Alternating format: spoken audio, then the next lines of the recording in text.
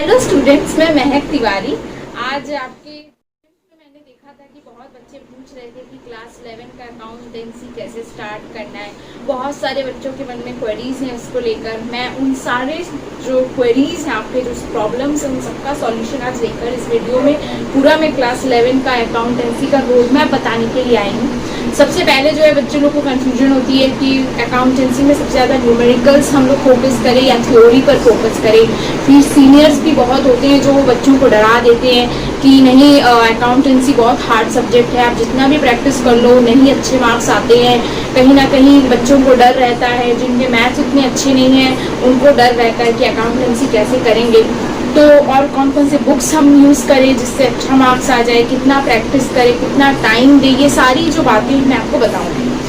पहले हम आपको बताना चाह रहे हैं कि स्क्रीन पर आप देख सकते होंगे कौन कौन से चैप्टर्स हम करें, मतलब एज पर वेटेज कौन से चैप्टर्स को पहले स्टार्ट कर दें जिससे हमारा जो एक बेस अच्छा बन जाए।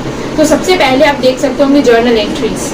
जर्नल एंट्रीज एक ऐसा चैप्टर है जिसमें जो है ये बेस है, पूरा अकाउंटेंसी का बेस अगर बोले जो बीकॉम लेवल या फिर क्लास 12 में बहुत काम आता है वो है जर्नल एंट्रीज। उसके बाद आपको पता होना चाहिए लेजर पोस्टिंग, यानी जर्नल एंट्रीज के बाद ही जो है जर्नल एंट्रीज आप सीख लेंगे अच्छे से, कंसेप्ट आप क्लियर करेंगे, तब आप लेजर पोस्टिंग पर जाइए।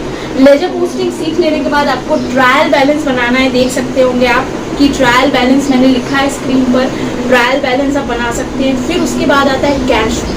कैश बुक भी जो है क्लास 12 के अकाउंटेंसी में भी चैप्टर्स हैं, एक ही चैप्टर, एक दो चैप्टर में लग जाता है कैश बुक भी, तो वो भी आपको देखना है। Single cash book, double column cash book, जो कैश और बैंक कॉलम जिसमें दोनों बना रहता है, वो बहुत ज़रूरी है, बहुत अच्छे से करना है। ये सारे जो चैप्टर्स के मैं नाम ले रही हूँ, एग्जाम में इसके 6 मार्क्स के क्वेश्चन आते हैं, 6 से 4 मार्क्स के क्वेश्चन आराम से आ जाते हैं।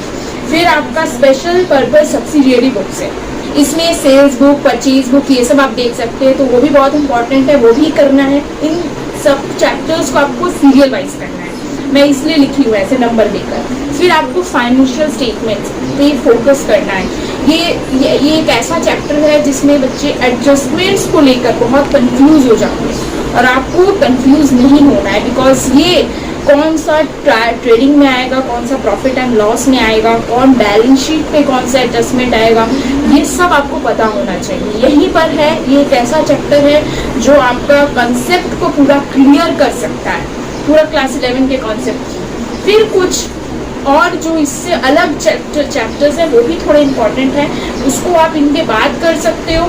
जैसे वो डेप्रिशिएशन, अब डेप्रिशिएशन के जितने टाइप्स के डेप्रिशिएशन आपको निकालने को देगा, बहुत इंपॉर्टेंट है, वो सब आपको बहुत प्रैक्टिस करना होगा। डेप्रिशिएशन के जितने सारे सम्स हैं बार बार प्रैक्टिस करने से ही आएंगे डेप्रिशिएशन। उसके बाद बैंक रिकॉन्सिलिएशन स्टेटमेंट, इसके आपको ये चैप्टर थोड़ा कंफ्यूजिंग हो जाता है कुछ बच्चों के लिए, कंफ्यूज नहीं होना है आपको। आप जो बुक है, मैं जो भी बुक प्रेफर करने जाऊंगी उसका आप इलस्ट्रेशंस में भी देख सकते हो, एग्जाम्पल्स में भी देख सकते हो, और अपने टीचर से अगर कहीं कोई स्टेटमेंट, यहाँ स्टेटमेंट को बहुत अच्छे से पढ़ना है, थोड़ा सा स्टेटमेंट बदला, यहाँ का एडजस्टमेंट, यहाँ का जो ट्रीटमेंट है वो बदल जाता है।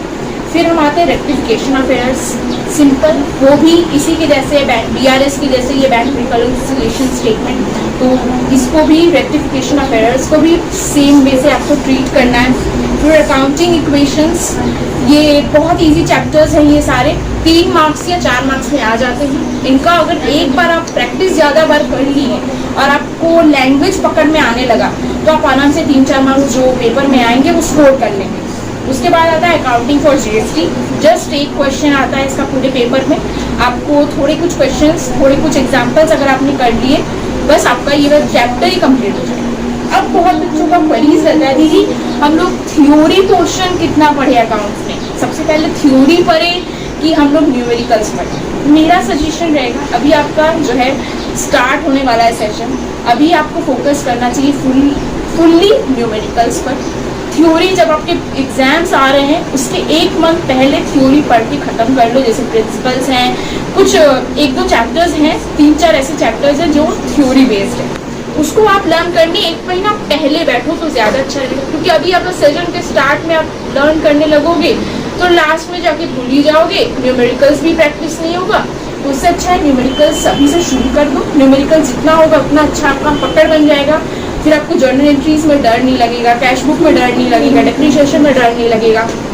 और लास्ट में जाके 1 महीना पहले आप पूरे थ्योरी को लर्न करने बैठ जाओ, क्वेश्चन आंसर जैसे होता है, बिकॉज क्लास 11 में ही थोड़ा बहुत ज़्यादा थ्योरी है जिसके 1-2 क्वेश्चन आ सकते हैं। क्लास 12 में तो थ्योरी जस्ट समथिंग बहुत कम हो जाता है, बहुत कम, बहुत रिड्यूस हो जाता है, न्यूमेरिकल्स ही भरती है। तो अब न्यूमेरिकल्स पे क्लास 11 से ही फोकस करने शुरू कर दो। उसके बाद आता है कौन से बुक्स को प्रेफर करें, तो 2-3 बुक्स का मैं नाम लेती हूँ। एक है डीके गोयल, फिर है एनसीईआरटी, फिर है टीएसबी। अब इन तीनों बुक्स में से मैं जो प्रेफर करती हूँ वो है डीके गोयल और टीएसबी। ये दोनों बुक बहुत अच्छी हैं। एनसीईआरटी में सब कुछ नहीं मिलता है, अब डीके गोयल में और टीएसबी में सब कुछ है, पीवाईक्यूज हैं, पहले के कौन से क्वेश्चंस आ रहे हैं, कैसा रिपीट हुआ है, कैसा, सारे क्वेश्चंस मिल जाएंगे। अब बात है कि बहुत बच्चे बोलते हैं कि क्या दोनों करें, नहीं दोनों नहीं करना है, कोई एक करो, चुन लो। आप चुन लो कि कौन सा करना है, डीके गोयल करना है कि टीएसबी करना है। दोनों करने जाओगे तो कोई भी एक कंप्लीट नहीं होगा, एक ही बुक लो और उसको पूरे अच्छे से कंप्लीट कर दो, बस मैं ये कहना चाहती हूँ। और भी अगर आपको कोई डाउट है, कोई आपको प्रॉब्लम होगा तो आप कमेंट सेक्शन में कमेंट कीजिए और मैं वैसे ही वीडियो बनाती हूँ। Thank you. अगर आपको मेरी वीडियो पसंद आई तो इस चैनल को सब्सक्राइब कर लीजिएगा और बेल आइकन को प्रेस कर दीजिएगा ताकि मेरे वीडियो का नोटिफिकेशन सबसे पहले आपके फ़ोन पर आए।